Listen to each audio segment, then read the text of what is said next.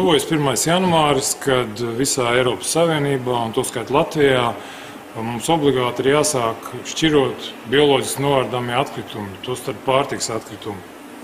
Daudz jau to dara, bet, kā rāda septembrī veiktās aptaujas, vairāk nekā 70% Latvijas cilvēku vēl nemaz to nezina. Proti nezina, ka būs jāšķiro un jāvāc bioloģiski noārdāmie atkritumi. Kāpēc tas ir vajadzīgs? Iemeslu ir daudz, bet vissvarīgākais ir tas, ka šie atkritumi nenonāks vairs atkritumu kalnā poligonos, kur tie ražo kaitīgo metānu, izdala, bet viņi nonāks atkritumu poligonos tuneļos, kur no tiem ražos elektroenerģiju un siltumu. Cik lielā mērā gatava atkritumu šķirošanai ir Kurzeme? Skaidrot to, Latvijas avīze devās uz Kurzemes lielāko pilsētu Liepāju. Kā zinām, ar 2024. gada 1. janvāri Latvijā ir jāuzsāk bioloģijas dalīta vākšana. Un pamatā ir divi veidi, ko iedzīvotājs var darīt. Ja jūs dzīvojat privāti mājā, tad tā ir iespēja kompostēt pašam savā dārzā, veidot kompostu, veidot komposta kaudzes vai iegādāties speciāls komposta kastes. Un tādā veidā pašam veikt bioloģisko atkritumu nošķirošanu un arī pārstrādi. Un otrs variants, ko iedzīvotājs var darīt, ir sākot no 1. janvāra pieprasīt brūno bioatkritumu šķirošanas konteineru. Tas nozīmē, ka visi nošķirotie bioatkritumi, gan tie, kas rodas virtuvē, gan tie, kas rodas dārzā, tiek ievietot speciālā brūnajā bioatkritumu konteinerā. Un šo te konteineru regulāri atkrituma apsaimniekotājs savāc, bet ir jārēķinās ar to, ka bioatkritumu savākšana ir maksas pakalpojums. To nosaka atkrituma apsaimniekošanas likums, un no 1. janvāra šī te maksa ir 60% no nešķirot sadzīves atkritumu apjomu. Respektīvi, bioatkritumu šķirošana ir lētāka nekā nešķirošana, nekā nešķirot sadzīves atkritumi, bet vienalga par tiem ir jāmaksā. Tāpēc aicinām katram izvērtēt savas iespējas, katram saprast, kāds risinājums ir piemērotākais, vai ir iespēja pašiem kompostēt, vai nav iespēja. Jārēķinās ar to, ka daudz dzīvokļu māju īpašnieki kompostu savā piemājas teritorijā veidot nedrīkst. Šobrīd Latvijā kopienas kompostēšana nav atļauta, un tāpēc tiem, kam nav savas individuālās mājsaimniecības, bet tie, kas dzīvo dzīvokļos, tiem būtībā vienīgā iespēja ir bioatkritumu šķirošana un brūnā konteineru nodrošināšana. Lielākie izaicinājumi šobrīd būs šiem te bioatkritumiem nodrošināt to, lai bioatkritumi ir bez pieaukumiem, lai nav neatbilstoši to saturs, lai brūnajā konteinerā nenonāk nešķirot sadzīves atkritumi, nepiemēroti atkritumi, iepakojums un tam līdzīgi, respektīvi jebkas, kas nav bioloģiski noārdāms. Jo, ja cilvēks nevēlas šķirot, ja viņam nepatīk iespringt pie tā vai nepatīk nodalīt atkritumus, tad galvenais lūgums ir nesajaukt, nesabojāt to, ko citi jau ir sašķirojuši. Tātad, ja nevēlies šķirot lietas savus atkritumus, nešķiroto atkritumu konteinerā, bet nesabojā sašķiroto atkritumu saturu tiem, kas ir cītīgi un kārtīgi sašķirojuši. Tas ir tas, kas ir jāievēro. Un tad arī rezultāti gan individuālā iedzīvotāja līmenī, gan reģiona, gan valstiskā līmenī viennozīmīgi būs labāki. Liepāja bioloģisko atkritumu šķirošanu uzskata par ļoti būtisku lietu, kas ļautu nošķirot ievērojumu daudzumu atkritumu, kā pasaules pieredze liecina līdz pat 40%, kas nonāktu attiecīgi Liepājas RAS poligonā Ķīvītes šo atkritumu fermentēšanai, bet jautājumā par termiņiem, īsti no pašvaldības neatkarīgi iemeslu dēļ, kas ir saistīts ar reģionu robežu apstiprināšanu, tikai novembrī 4 pašvaldību domēs plānots ir apstiprināt atkritumu reģionu apsaimniekošanas plānu un tātad arī vistuvākajā laikā izsludināt jaunu iepirkumu, jo esošais līgums, kas bija spēkā 7 gadus, strauji tātad tuvojas noslēgumam, un tas mums beidzas aprīļa beigās. Līdz ar to tāda pilnvērtīga bioloģisko atkritumu šķirošana varēs tikt ieviest sākot ar maiju.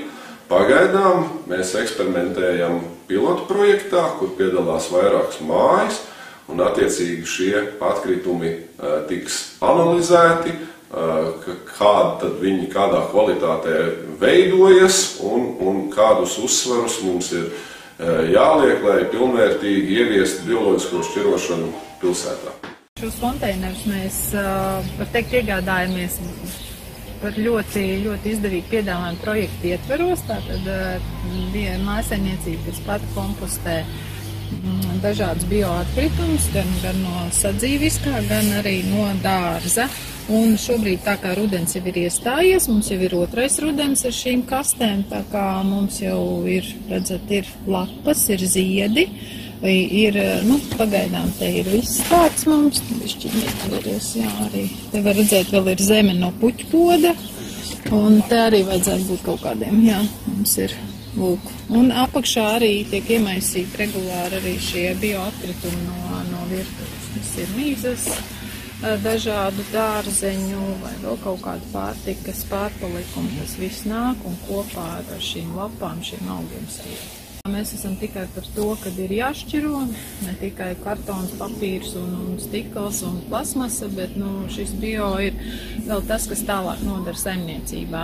Pieņemsim, tas pats, kā es jau iepriekš minēju, ka mums kaut kur pietrūkst kāda zemīta, mēs arī piepērkam šīs puķes, stādam tos pašus tomātus, mēs arī kopā maisam to zemi.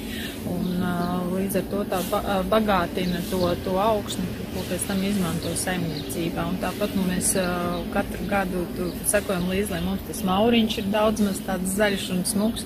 Arī tā kompostētā zeme mums vietām ir ļoti smuki palīdzējusi pielīdzināt un veidot šo produktīvo augsni šī zaļajam zālājam.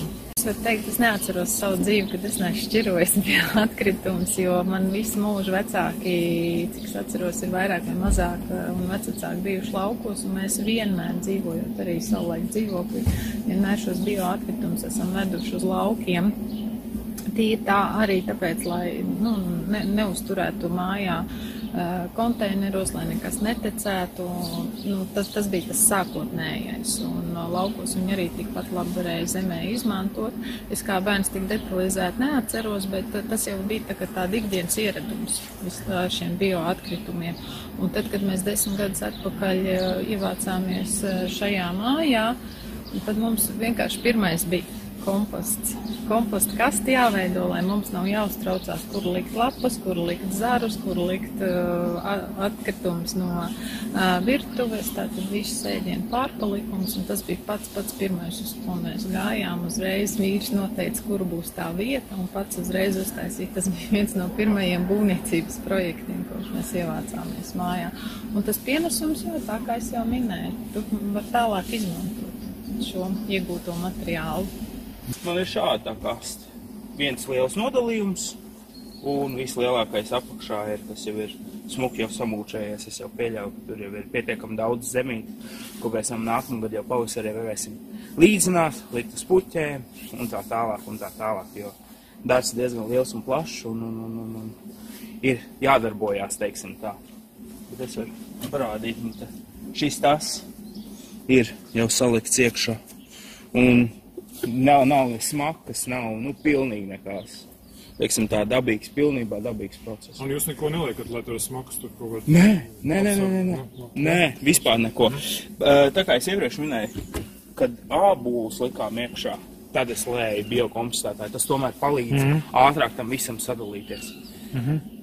Tieši tiem āboliem. Jā, un es pieļauju, ka ļoti daudz cilvēki teiks, grauzēji, un smakas jūs jau tā kā pateicāt, bet grauzēji, un ka tur tiem garšos varbūt, pilsētā lapsas varbūt ne tā, bet uz laukiem kaut kur, un, kā jūs pieredzi, vismaz par tiem grauzējiem? Grauzēji vispār nav, pilnīgi nekāda. Bet, jūs laikam tur kaut ko tur īpaši ir apakšā uzlikts siets, kas ir pietiekami, teiksim tā, viņš ir pavisam šauriņš, kur nekāds grauzējs nevar izlīst cauri, metāla siets. Mēs visi to esam izdarījuši. Man kaimiņi arī iegādājās kasti, ka mēs jau Viti bijām uzlikuši ap 2 kasti. Kaimiņi iegādājās kasti, uzlika arī, palika arī sieta apakšā. Tā kā nekāda grauzēja vispār nav redzēta. Kādreiz, kad bija šīs vecās kastes, kas Vitai bija, man kaimiņienei bija kastes, tad mēs nevarējām tomēr tik daudz likt virtuves produktus, teiksim, augļus, dārzeņus un tādas lietas, jo tad tiešām grauzēji sāk parādīties. Jo viņiem bija veids, kā tikt iekšā. Viņas ir vaļējas, viņi var tikt no apakšas, no augšas, visi sādīgi. Šeit nav vispār nekāda problēma. Pilnīgi nekāda problēma. Grauzējs vispār neesmu redzējis. Teikšu gadu, vairāk. Cik ilgi mums ir kastes? Pagājušo gadu oktobru, manuprāt. Oktobru sākums. Jā, un salikt ārkārtīgi vienkārši. Sadzīves atkritumus, teiksim tā, mēs izvedam reizi mēnesī, jo mēs esam 2 cilvēki un mēs nepatērējam tik daudz, bet kopš ir kompostējuma kaste, ir manāms samazinājums, jo tomēr tie virtuves atkritumi, sīpoli, tomāti, visi augļi, dārzeņi, kas tomēr sabojojušies, vai ko mēs neapēdam, kas ir nopirkt par daudz, tos mēs smuku varam izmest ārā un nākamgad tā būs atkal zemīte mums. Blakus kartons, pēc pudeles, blakus šitās te mūsu tā teikt otrā elpa, tekstils, apavība, galentērija, un pēc tam uz klotes iela pārvietošana, un tur gaid, un prasa, mums vajag to un to. Jā, redziet, un jūs paši aizvedat viņiem. Atkrituma masa šobrīd visi nešķirotie atkritumi no Liepājas, pareizāk sakot, no Dienvidkurzemes reģiona nonāk poligonā. Dienvidkurzemes reģions, tas ir Liepāja, Dienvidkurzeme, Saldus novads un daļa no Kuldīgas novada. Un šos atkritumus pirmajā pakāpē pārstrādā, pāršķiro šķirošanas cehā, kur mums pakalpojums sniedz Eko Baltija vide. Un tad visi bioloģijas saturošie atkritumi tiek ievietoti atkritumu kalnā.